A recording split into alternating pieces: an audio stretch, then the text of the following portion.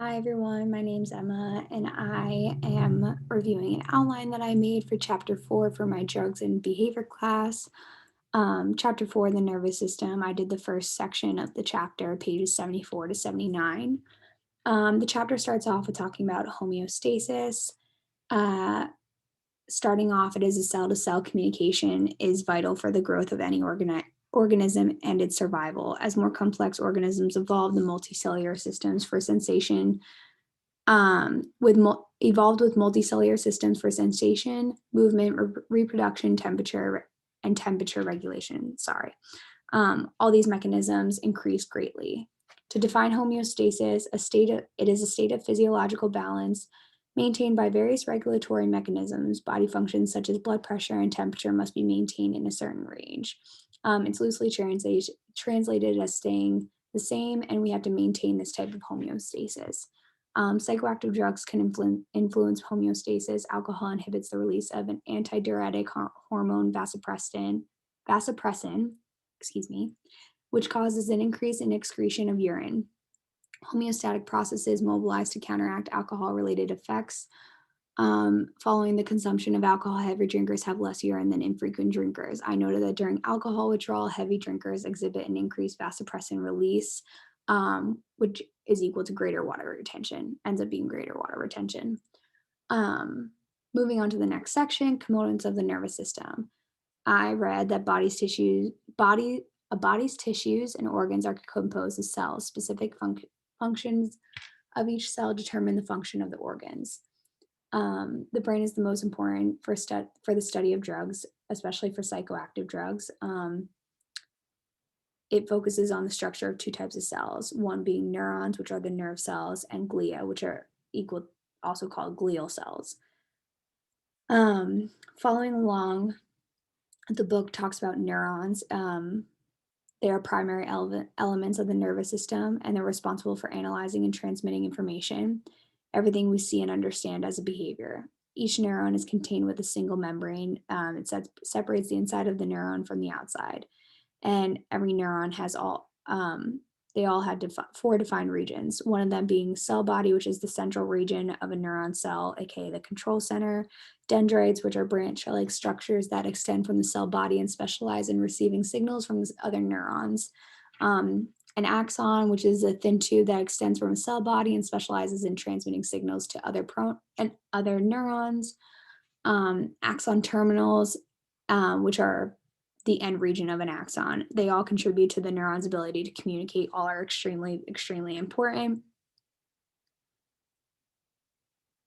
Located with the membranes are the receptors. The receptors are specialized structures that recognize and respond to specific signals. Axons specialize, in contrast, in transmitting signals to other neurons. Neurotransmitters are defined as chemical messengers released from axon terminals, and they are stored in the terminals in small round packages known as synaptic vesicles. The book talks about glia. It's 90% of cells in the human brain are glia. Glia derives from the Greek word meaning glue, which explains how early scientists viewed glia. It provides firmness and structure to the brain, getting nutrients, eliminating waste, and forming myelin. Myelin, I defined it, which is a white fatty substance wrapped around portions of the axons. The autoimmune disease multiple sclerosis results from a loss of myelin wrappings. I also defined autoimmune disease. It is a condition that occurs when the immune system mistakenly attacks and destroys healthy body tissue.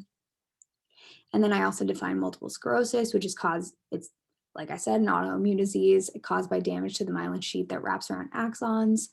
Glia helps create the blood-brain barrier, the structure that prevents many drugs from entering the brain. This semi-permeable structure, allowing some but not all chemicals to pass, protects the brain from potentially toxic chemicals circulating in the blood. For a drug to be psychoactive, the molecules must be capable of passing through this barrier. Moving on to the neurotransmission, the book defines neurotransmission to be the process of transferring information from one neuron to another at a synapse. Drugs work to alter perception, mood, and behavior. The book then starts talking about action potential.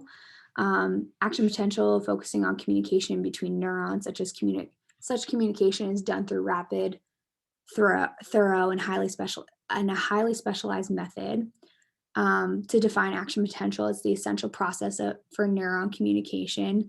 The electrical signal transmitted along the axon that when a neuron fires. Um, it occurs as a result of ion channels, which is defined as channels that allow electrically charged particles called ions. And I also define that it's an atom that has a net electrical charge because of a difference in the number of electrons and protons to move inside of the cell. This change moves the cell's membrane away from its resting potential, which is defined as the voltage maintained by a cell when it's not generating action potentials. This change moves the cell's membrane away from its resting potential to a more positively charged voltage. Put a little parentheses. Specifically, there are more potassium ions and negatively charged organic anions on the inside of the cell. There are more sodium and chloride ions on the outside of the cell. There's an uneven distribution of ions, and open sodium channels are sources for negative resting potential across the membrane. This results in it being hyperpolarized. On the other hand, I define depolarized, which is when the membrane potential is less negative. Moving on with the nervous system, the book goes on to explain the somatic nervous system, the nerve cells on the front line.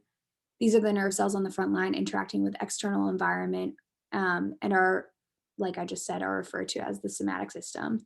These peripheral nerves carry sensory information into the central nervous system and carry motor information back out. This system serves for voluntary actions. Example, to move your leg results in activity in large cells in the motor cortex of your brain. Cells have long axons bundled together to form nerves, and this travels out directly to the muscle, resulting in the movement if you want to like extend your leg. And then the book defines acetylcholine, which is a neurotransmitter found in the parasympathetic sympathetic branch in the cerebral cortex. It acts on receptors to excite the muscle.